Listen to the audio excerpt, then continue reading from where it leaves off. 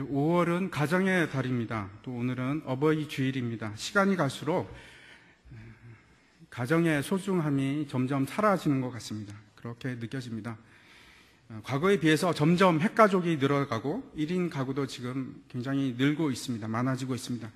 가족이라는 단어가 현대에 와서는 잘 맞지 않는 그런 개념처럼 느껴지기도 합니다. 모두가 자기 일에 굉장히 바쁩니다. 제가 처음 소망교회에 왔을 때가 2002년 말이었는데 그때부터 제가 이제 소망교회 사역을 시작했습니다. 횟수로 한 14년 정도 된 것 같습니다. 당시에 비해서 제가 최근에 와서 정말 많이 느끼는 것이 있습니다. 그것이 당시에는 그 여자 집사님들 중에서 일하는 분들이 그렇게 많지 않았습니다. 대부분이 주부였습니다. 그런데 지금 거의 다 일을 하십니다. 주중에 굉장히 바쁘십니다. 우리나라가 본격적으로 주 5일 근무제가 시작된 것은 2002년에 법이 이제 발효되고 2003년부터 서서 이제 논의가 시작되었습니다. 그리고 2004년에 시작이 됩니다. 당시에 매스컴에서는 뭐라고 이제 홍보를 하기 시작했는가 하면은 주 5일제가 되면 주말에 놀러 갈 수도 있고 삶이 굉장히 윤택해질 것이다. 좋아질 것이다. 이렇게 홍보를 했습니다. 제가 그 2003년에 그 성경 강의를 한 적이 있는데 그때 이제 그 주제에 대해서 말씀드린 적이 있습니다. 아마 여기 계신 분들 중에서도 혹시 기억하고 계신 분이 있을지 모르겠습니다. 그때 제가 뭐라고 했냐면 아니다, 절대 그렇지 않다 이렇게 제가 예언을 했습니다. 그럴 수가 없습니다. 세상은 가면 갈수록 힘들어지게 되어 있습니다. 절대로 세상은 점점 지나갈수록 제가 말씀드리는 것은 평균적인 삶을 얘기하는 것입니다. 여유로워지거나 좋아지지 않습니다. 그것을 무엇이라고 하냐면 엔트로피의 법칙이라고 합니다. 연력학 제2법칙인데 그것은 불변의 진리입니다. 어쩔 수가 없습니다. 이런 겁니다. 우리가 이 땅에서 우리 세대가 먹고 사는 것은 우리 부모님 세대보다 훨씬 더 힘들어졌습니다. 그런데 우리의 자녀 세대들은 우리가 하는 것보다 더 열심히 일하지 않으면 먹고 살기가 힘들어집니다. 무슨 얘기인가 하면 주 5일제가 되면 당시에는 이제 주 5일제가 되면 주당 5일만 일하면 될 것이다 하고 착각을 했는데 그렇지 않습니다. 주 5일제가 시행이 되면 아주 신속하게 주당 10일 근무제로 바뀝니다. 무슨 말인가 하면 그때 제가 확신 있게 예언할 수 있었던 거는 선진국의 예들을 제가 무수히 봤기 때문에 그렇습니다. 주 5일제로 넘어가면 금방 모든 부부가 일하게 되어 있습니다. 그렇지 않으면 먹고 살 수가 없습니다. 주 5일제가 되면 남편의 근무하는 그 월급만으로 생활하기가 힘들어집니다. 그래서 그 아내도 일할 수밖에 없는 상황이 됩니다. 남편도 일하고 주부도 일하고 그래서 주 5일만 일하는 것이 아니고 5일 합쳐서 주 10일을 일해야지 먹고 사는 그런 시대가 되었습니다. 그런데 거기서 끝나는 것이 아니고 지금 더 이상으로 넘어갑니다. 이제는 아이들도 일해야 됩니다. 아이들도. 지금 우리 사회가 지금 벌써 그렇게 넘어가고 있습니다. 미국에서는 벌써 아주 오래 전부터 당연히 고등학생 정도 되면 아르바이트 하는 게 기본입니다. 근데 우리나라도 이제 그렇게 되어 가고 있는 것 같습니다. 제가 이 말씀을 드리는 것은 사회가 바빠지고 먹고 살기가 힘들어지면서 가정이 급격하게 해체되어 가고 있습니다. 아이들은 학교와 학원에서 그리고 어린이집에서 계속 있어야 됩니다. 부모는 다 돈 벌러 가고 가정 공동체만 깨어지는 것이 아니고 학교도 마찬가지입니다. 학교가 기능화되어 갑니다. 제 딸이 지금 이제 초등학교 아직 다니고 있는데 그래도 초등학교 정도는 괜찮은 것 같습니다. 근데 중학교, 고등학교 가면 갈수록 학교는 배우는 곳이 아니고 공동체가 아니고 배우고 그다음에 또 라이센스 따고 졸업장 따는 것으로 바뀌고 있습니다. 아이들은 학교뿐만 아니고 학교가 끝나면 바쁘게 또 학원으로 갑니다. 계속해서 기능을 익히고 배웁니다. 공동체와 함께 지내는 것이 아니고 그냥 계속해서 사회가 사람을 기능화시키고 기계화시켜 가고 있습니다. 그런 곳으로 내몰리고 있습니다. 그러면 회사는 어떻습니까? 회사가 공동체적 성격을 띠고 있습니까? 그렇지 않습니다. 회사는 원래 태생이 공동체적 성격을 띌 수 있는 그런 곳이 아닙니다. 이익을 남기기 위한 곳입니다. 회사가 원하는 것은 기능이지 유대감이 아닙니다. 물론 유대감이 높아지면 생산성이 나아지고 더 안락한 회사가 될 수는 있겠죠. 그렇지만 회사가 정말 직접적으로 원하는 것은 여러분의 기능입니다. 제 역할을 하는 것이 가장 중요합니다. 더 우려스러운 것이 있습니다. 교회입니다. 아직 우리 교회는 그런 상태로 가지는 않았지만 지금 작은 교회들이 계속해서 무너집니다. 신자들은 작은 교회에 가 있으려고 하는 것이 아니고 큰 교회로 몰립니다. 그 큰 교회들이 지향하는 바가 있는데 그것은 공동체성이 아닙니다. 기능성입니다. 그래서 교회에서 만남과 사귐과 코이노니아가 있는 것이 아니고 그런 것들은 점점 사라지고 계속해서 교회에서 기능적인 교육이나 서비스가 제공이 됩니다. 여러분, 교회에서 공동체성이 사라지는 것은 정말 심각한 문제입니다. 제가 이렇게 말씀드리는 것은 교육이 필요 없다거나 어떤 프로그램이 교회에서 필요 없다 이런 말이 절대 아닙니다. 반드시 필요합니다. 우리가 배우고 익혀야 합니다. 그런데 중요한 것이 있습니다. 교회에서 반드시 없어지면 안 되는 것이 있습니다. 그것은 코이노니아입니다. 공동체의 사귐과 만남과 서로를 사랑하는 것이 있어야 됩니다. 제가 우리 교회에서 계속해서 강조하는 것이 있습니다. 순모임입니다. 여러분 여기서도 혹시나 그러한 공동체에 속해 있지 않은 사람은 다시 한번 생각해 보시기 바랍니다. 교회는 공동체입니다. 내가 공동체에 속해 있지 않고 그냥 예배만 드리고 가는 것은 교회의 일원이 아닙니다, 여러분. 예배만 드리고 가는 것은 교회를 이루는 것이 아닙니다. 교회를 이루기 위해서는 여러분 꼭 공동체에 함께 하셔야 됩니다.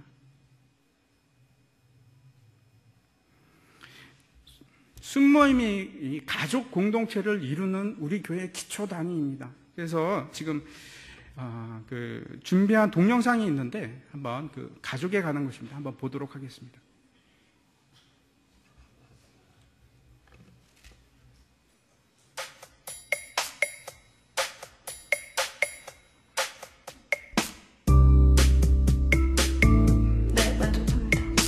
예, 만족합니다. 네, 만족합니다. 네, 만족하는 편입니다. 만족합니다. 대체적으로 만족하죠. 예, 만족합니다.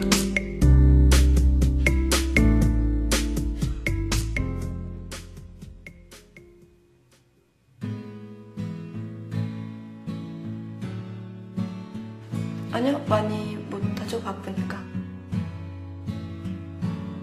10분 정도 하는 것 같아요. 안 될 때도 있고. 주변 사람들이나 친구들한테 그냥 없어요. 친구랑 쇼핑 가거나 영화 보고 그래요. 별로 못 보내는 것 같아요. 한 달에 한두 번?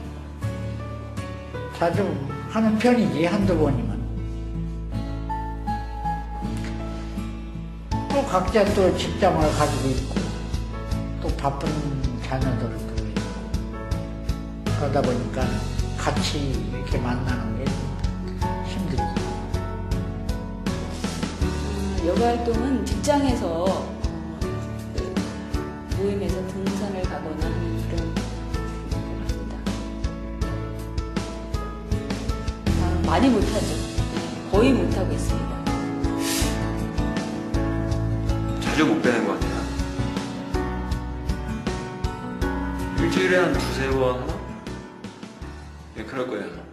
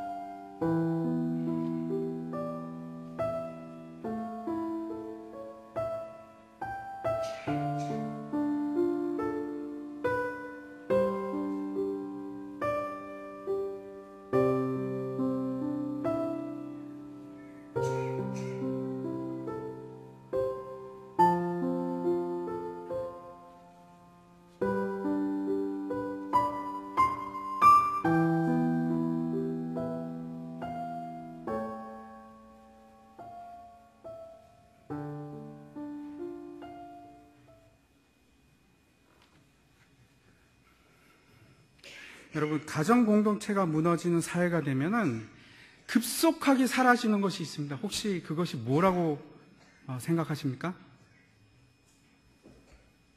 기쁨입니다.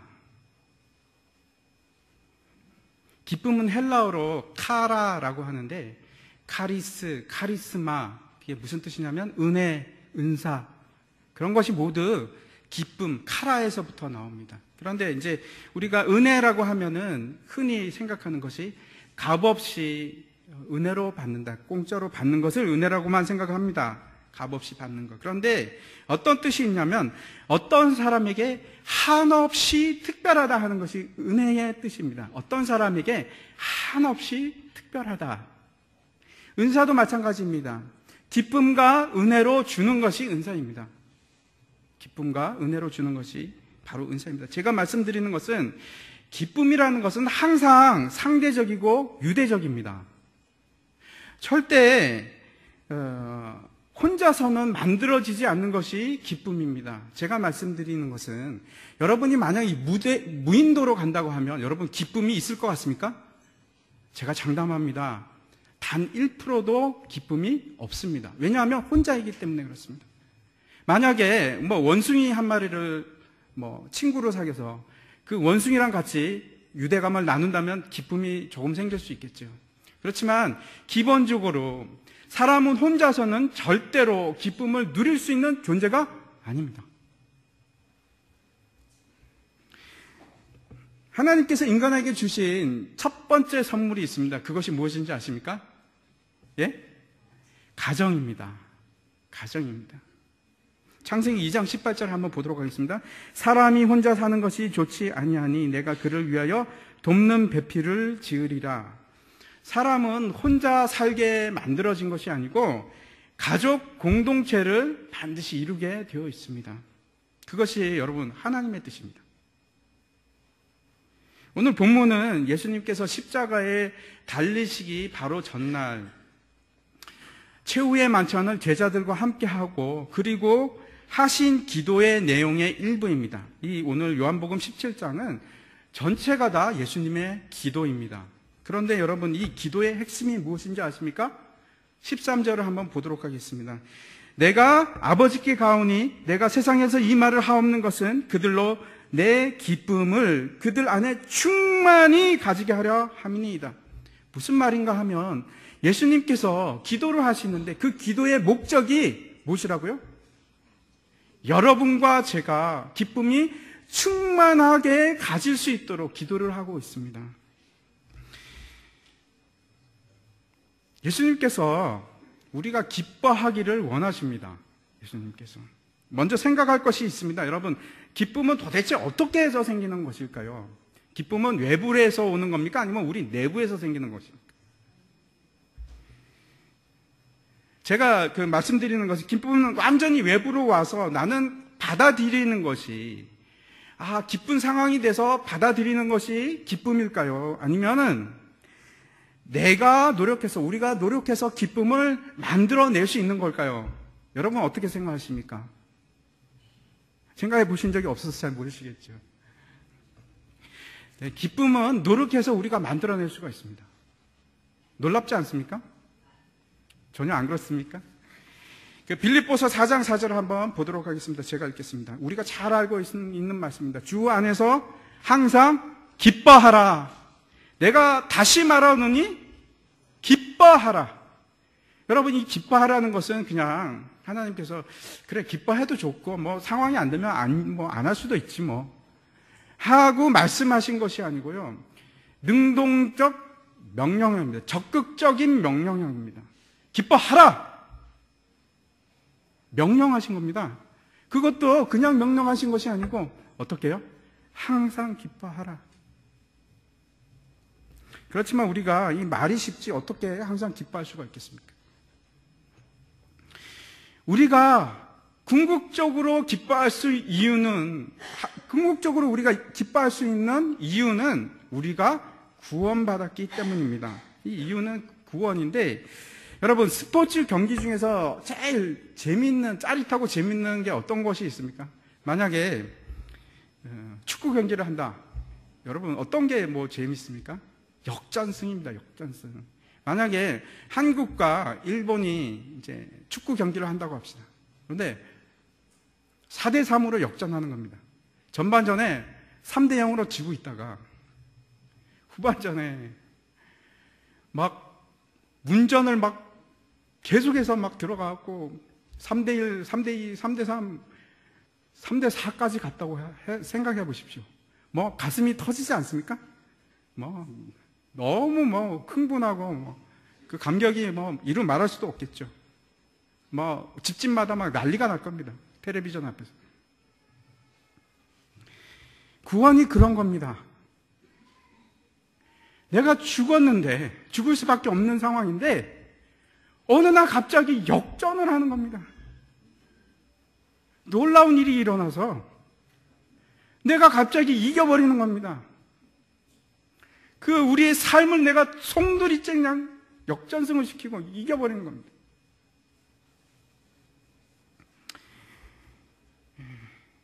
제 아버님께서 올해 이제 85입니다. 근데 아직도 건강하십니다. 그 아버님께서 저에게 항상 하시는 말씀이 있습니다. 길을 가다가도 노인이신데 길을 가다가도 내가 구원받았다 하는 그 생각이 문득 들면 어쩔 줄을 모르겠다고 그렇게 말씀을 하십니다. 그래서 길을 가다가 갑자기 그냥 춤을 추고 싶고 뛰고 싶고, 그러한 기쁨이 구원의 기쁨입니다. 참고로 말씀드리면 저희 아버님은 모태신앙이십니다. 유아세례 교인인데 지금 85이 됐는데도 그런 말씀을 저에게 하십니다.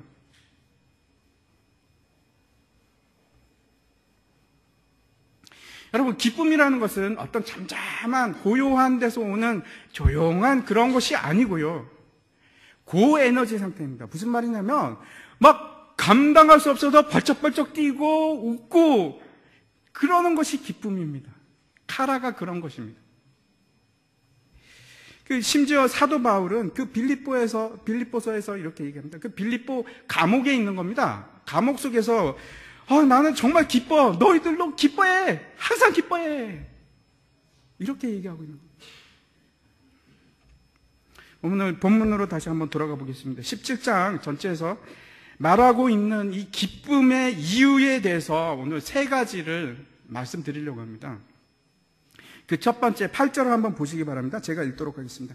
나는 아버지께서 내게 주신 말씀들을 그들에게 주었사오며 그들은 이것을 받고 내가 아버지께로부터 나온 줄을 참으로 아오며 아버지께서 나를 보내신 줄도 믿었사옵나이다. 아버지께서 내게 주신 말들을 그들에게 줬고 하나님께서 예수님에게 말씀을 주셨습니다. 근데 그 말씀을 우리에게 주시는 겁니다. 이거에 대해서 15장 11절에 아주 자세하게 기록되어 있는데 제가 한번 읽도록 하겠습니다. 내가 이것을 너희에게 이름은 내 기쁨이 너희 안에 있어 너희 기쁨을 충만하게 하려 함이라. 예수님께서 제자들에게 이렇게 말씀하십니다. 나는 포도나무요 너희는 가지니 너희가 내 안에 거하고 내 말씀이 너희 속에 거하면 너희가 무엇이든지 구하는 대로 내가 다 이루어주겠다. 기쁨입니다. 예수님의 속에 우리가 거하는 겁니다. 붙어있고 예수님 속에 들어가고 예수님이 우리 속에 말씀으로 들어오는 것이 예수님이 너무 기쁘신 겁니다. 그래서 그 기쁨으로 말미암아 뭐라고 얘기하시냐면 그러면 너희가 원하는 거 내가 다 들어줄게. 기도만 해라. 내가 다 이루어줄게. 기쁨입니다. 기쁨입니다. 그게 왜 그러냐면 그 속에 말씀이 있기 때문에 그렇습니다. 예수님의 말씀이 들어가서 우리가 기쁘고 예수님이 기쁩니다. 이 말씀의 기쁨도 제가 처음에 말씀드린 것처럼 유대적입니다. 관계적입니다. 나 혼자서 기뻐하는 것이 아니고 예수님과 나와의 관계 속에서 오는 기쁨입니다. 그것이 말씀을 통해서 우리에게 기쁨으로 옵니다. 예수님의 말씀이 우리 속에 거하는데 우리가 뭐 욕심을 구하겠습니까? 하나님 저에게 벤츠 한 대만 더 주십시오. 그런 기도가 나오겠습니까? 그런 기도 안 나옵니다. 하나님의 말씀으로 가득 찼는데 말씀이 거하는데 그러면 우리 입에서 어떤 기도가 나오냐면 그 나라와 그 의가 기도로 나옵니다. 하나님 나라 이루어주세요. 나와 같은 기쁨을 누리게 해주세요. 그것이 말씀의 기쁨입니다. 다시 오늘 본문 17장 8절을 보시기 바랍니다. 그 놀라운 기쁨의 원천이 되는 하나님의 말씀을 우리에게 주셨는데 그래서 우리가 어떻게 하냐면 말씀이 들어오니까 예수님이 누군지 깨닫게 됩니다. 예수님과 친분 관계가 생기는 겁니다. 예수님과 사귐이 있게 됩니다. 그래서 그 사귐 속에서 우리가 기뻐하는 겁니다. 말씀이 없으면 예수님과 사귐도 힘들어집니다. 예수님의 말씀을 깨닫는 것이 얼마나 여러분 그런 경험 있으시죠? 예수님의 말씀을 깨닫으면 그것이 얼마나 나에게 기쁨이 되는지. 두 번째 기쁨의 원천을 한번 보도록 하겠습니다. 11절 보시기 바랍니다. 제가 읽겠습니다. 나는 세상에 더 있지 아니하오나 그들은 세상에 있사옵고 나는 아버지께로 가옵나니. 예수님께서 지금 떠나시는 겁니다.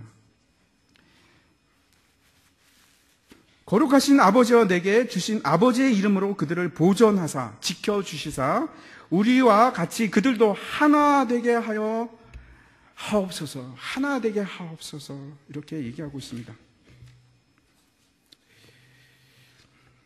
예수님께서 이 세상을 떠나시면서 뭐라고 하시냐면 우리와 같이 그들도 하나 되게 하옵소서라는 기도를 하십니다. 우리와 같이라는 것은 성부 하나님, 성자 하나님, 성령 하나님이 세 위가 연합해서 한 하나님을 이룹니다. 한 하나님을 이룹니다. 그와 같이 여러분과 저도 연합해서 하나를 이루게 하옵소서. 그 하나를 이루는 데서 오는 놀라운 기쁨이 있습니다. 오늘 우리 그 동영상을 보았는데 여기에 대해서 17장 22절과 23절의 말씀을 제가 한번 다시 보도록 하겠습니다. 내게 주신 영광을 그가 그들에게 주었사오니 이는 우리가 하나가 된 것 같이 그들도 하나가 되게 하려 함이니이다. 곧 내가 그들 안에 있고 아버지께서 내 안에 계시어 그들로 온전함을 이루어 하나가 되게 하려 함은 아버지께서 나를 보내신 것과 또 나를 사랑하심 같이 그들도 사랑하신 것을 세상으로 알게 하려 함이로소이다.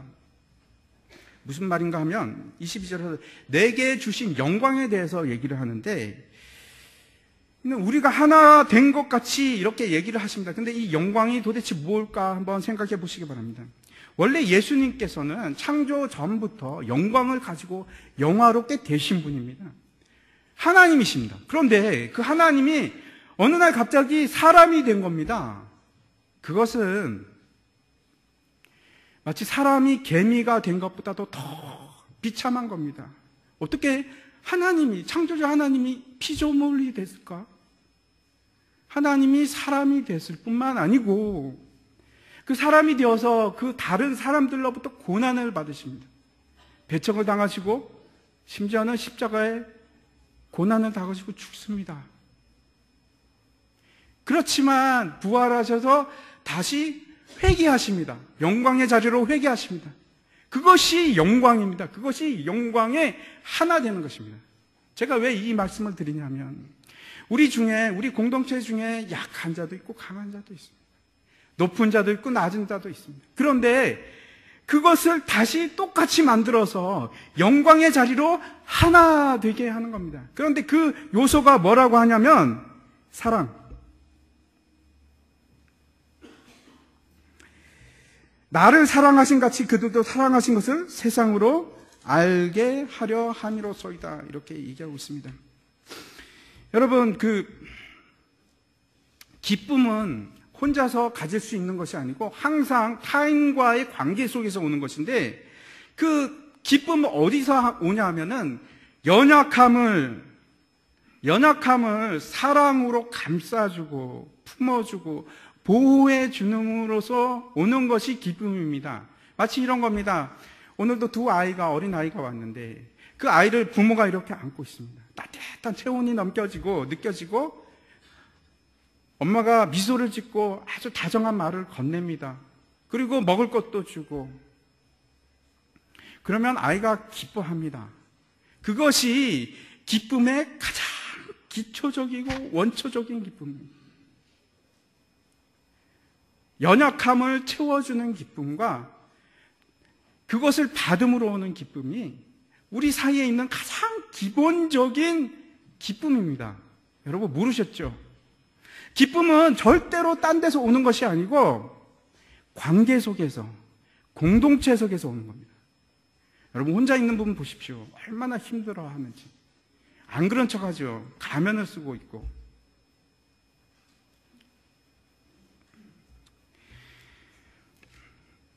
또 공동체가 똑같을 수가 없습니다. 공동체가 있으면 그 속에는 강한 자도 있고 약한 자도 있습니다. 그런데 강한 자가 가해자가 되어서는 안 됩니다. 그리고 약한 자가 피해자가 되어서는 절대 안 됩니다. 강한 자는 뭐가 돼야 되냐면 약한 자를 보호하는 보호자가 되어야 됩니다. 만약에 가해자가 있어가지고 약육 강식의 그런 정글의 법칙이 적용되기 시작하면 기쁨의 공동체가 아니고 불안과 두려움의 공동체가 되는 겁니다. 어떤 여자분이 있었는데 계속해서 남편에게 폭력을 당했습니다. 심지어는 아이들 앞에서도 폭력을 당합니다. 남편이 막 손찌검을 하는 겁니다. 한번 때리기 시작하면 여러분 그게 습관이 됩니다. 습관이 되어서 계속해서 때리게 됩니다. 근데 여자가 이제 참습니다. 참는 이유가 이런 겁니다. 그래도 나는 맞아도 내 아이들은 때리자. 우리 남편이 내 아이들은 안 때리니까. 그래 내가 참자. 내가 가정을 지켜야지. 그리고 참습니다. 그런데 어느 날 10대 아이가 와서 자기 엄마를 밀칩니다. 밀치고 때립니다. 아빠가 폭력을 휘두르는 것을 보고 그것이 습관화되니까 아들도 엄마는 저렇게 해도 되는구나. 때리기 시작합니다. 엄마를 때리는 겁니다. 그래서 이 여자가 상담소를 찾고 이제 결단을 합니다. 다시 폭력이 있으면 내가 경찰에게 신고하겠다. 집에서 이렇게 선언을 합니다.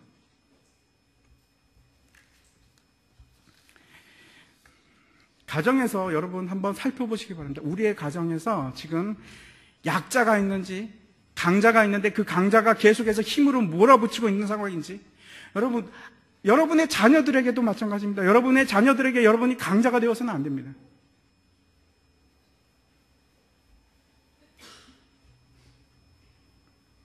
예수님께서는 지금 공동체가 사랑으로 하나가 될 기도를 하고 있는데 강한 자, 약한 자가 공동체 안에 없을 수는 없습니다. 그런데 그 공동체가 기쁨의 공동체가 되느냐, 두려움의 공동체가 되느냐 하는 것은 그 안에서 강한 자가 어떻게 행하는가. 강한 자가 자기만을 위해서 하는 것인지, 아니면 약한 자를 위해서 존재하는 것인지, 그것이 공동체의 기쁨의 요소가 됩니다.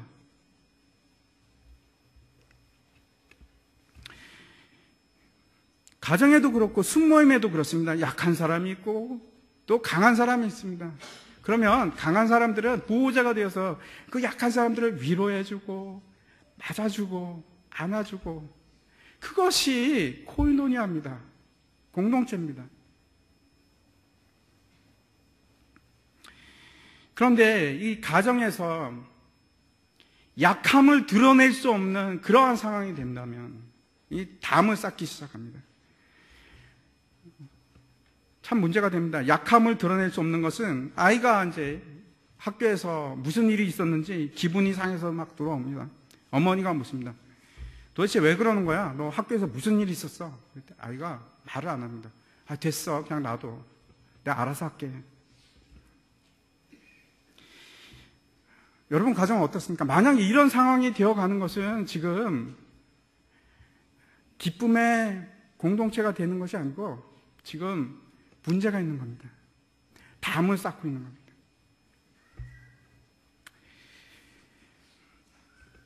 아이는, 약자는 자기의 두려움이나 아픈 것들을, 약한 것을 아무 거리낌 없이 내놓을 수 있어야 되고, 그 내놓는 것을 강한 자는 야, 너 왜 이래? 하고 지적하고 나무라고 꾸짖는 것이 아니고 그것을 감싸주고 안아주고 치료해주고, 그것이 공동체의 기능입니다. 여러분, 기쁨은 그렇게 할 때만 나옵니다. 공동체를 떠나서, 그러한 공동체를 떠나서는 장담합니다. 기쁨이 없습니다.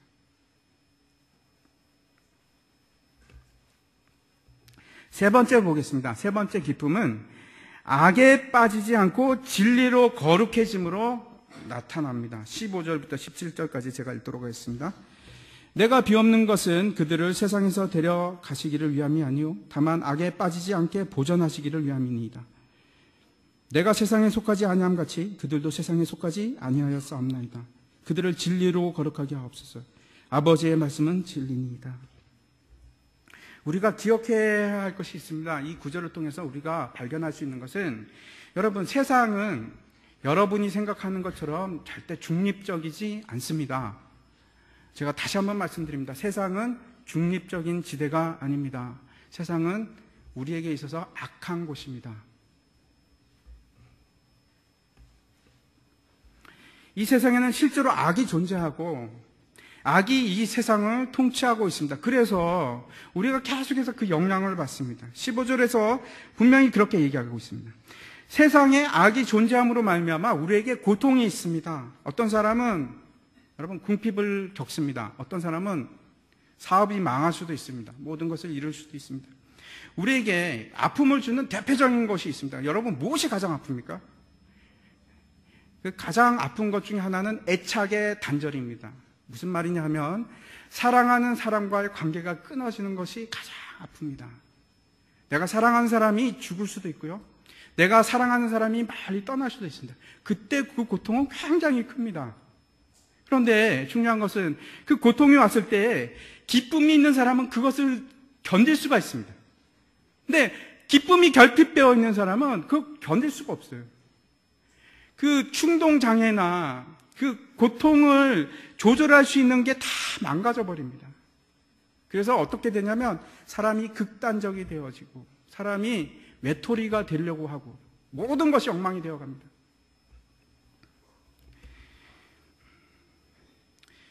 그런 사람에게 애착 관계가 끊어졌을 때 가장 대표적으로 나타나는 증상이 있습니다. 그것이 무엇인가 하면요, 중독입니다. 중독이라는 것은 어떤 행동이나 사건이나 아니면 경험이나 사람이나 약물에 집착하고 반복적으로 그걸 사용하는 것이 있습니다. 그런 걸 얘기합니다. 우리가 잘 알고 있듯이 음식 중독, 일 중독, 성 중독, 병적으로 한 사람에게 계속 집착하는 그러한 것, 도박 중독, 오락 중독, 술 중독, 마약 중독, 이런 모든 것이 여러분 대체용품입니다. 기쁨을 대체하는 대체용품으로 사람들이 막 찾습니다. 기쁨이 없기 때문에, 자기 속에 기쁨이 없기 때문에 그런 걸로 기쁨을 만들어가는 겁니다.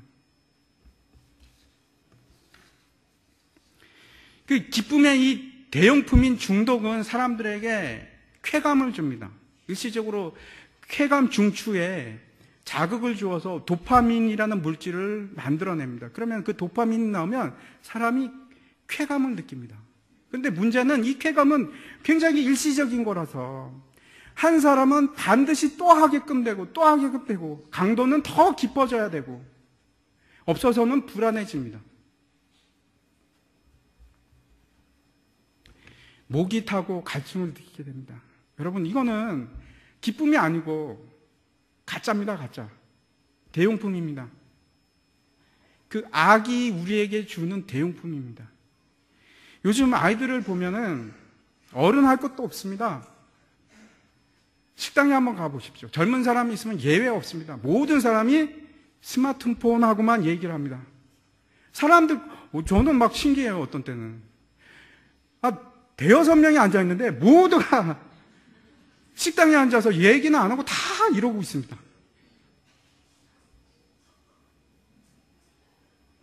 여러분, 점점 무서운 세상이 되어가는 것 같습니다.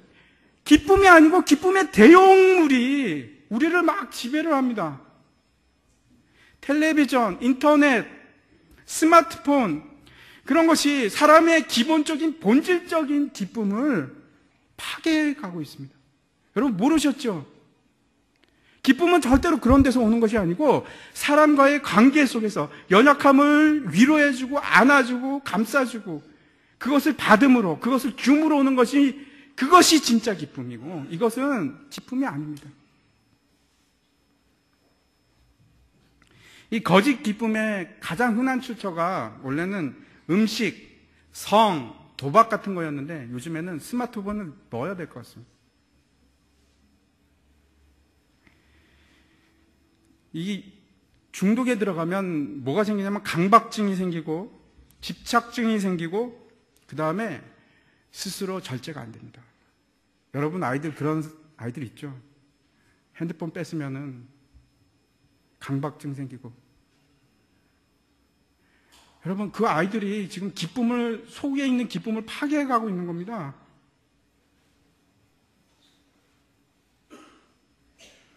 로마서 1장 24절과 25절을 제가 읽도록 하겠습니다. 그러므로 하나님께서 그들의 마음의 정욕대로 더러움에 내버려 두사 그들의 몸을 서로 욕되게 하셨으니 이는 그들이 하나님의 진리를 거짓 것으로 바꾸어 피조물을 조물주보다 더 경배하고 섬김이라 주는 곧 영원히 찬송할 이시로다. 아멘. 우리가 욕심대로 정욕대로 내버려 두게 됨으로 말미암아 뭘 섬기냐면 하나님을 섬기는 것이 아니고 인터넷을 섬기고 스마트폰을 섬기고 피조물을 막 섬기는 겁니다. 그것이 없으면 불안합니다.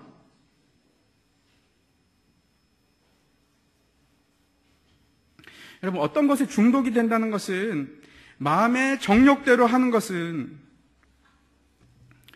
제가 분명하게 말씀드립니다. 그것은 피조물을 경배하는 일입니다. 중독이 그렇게 무서운 결과를 가지고 옵니다. 근데 이런 악으로부터 벗어날 수 있는 길이 있습니다. 성경이 뭐라고 하냐면은 오늘 본문을 보십시오. 다시 진리 가운데 거하는 겁니다. 다시 진리 가운데 거하는 겁니다.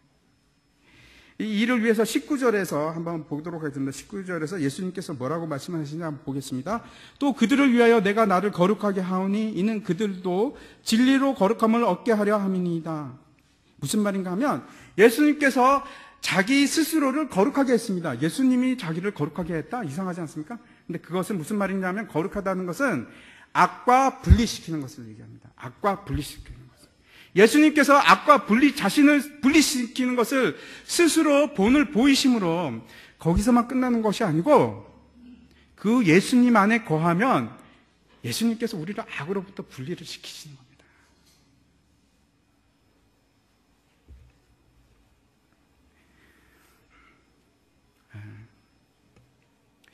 예수님께서 그 일을 이루시켰기 때문에 그 예수님이 여러분 안에 들어가면 진리에 거할 때, 예수님 안에 거할 때 악이 점점 분리가 되는 겁니다. 분리가 되는 겁니다.